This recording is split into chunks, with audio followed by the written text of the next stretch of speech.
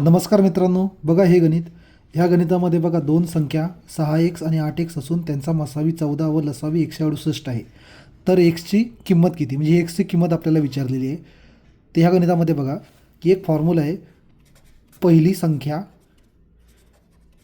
संख्या गुणिले दुसरी संख्या, पहिली संख्या गुणिले दुसरी संख्या बरोबर मसावी गुणिले लसावी. बरोबर. आता याच्यामध्ये पहिली संख्या काय आहे 6x गुणिले दुसरी संख्या 8x बरोबर मसावी किती आहे 14 आणि लसावी किती आहे 168. ठीक आहे. तर आता याच्यामध्ये बघा 6, आता याचा गुणाकार करायला लागेल आपल्याला, एक्सची व्हॅल्यू काढायची इथं.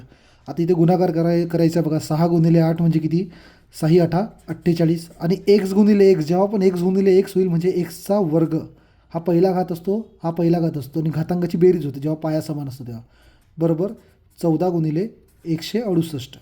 ठीक आहे. आता आपल्याला एक्सची किंमत काढायची, त्यामुळे एक्सला आपण एका साईडला ठेवू, एक्सच्या वर्गाला, आणि इथं 14 गुणिले 168 छेदात 48. आता बघा इथे 8चा भाग जातो, 8 45, 8 सक 48, 8 दुने 16, 8 एके 8 म्हणजे काय आलं 14 गुणिले 21 छेदात 6.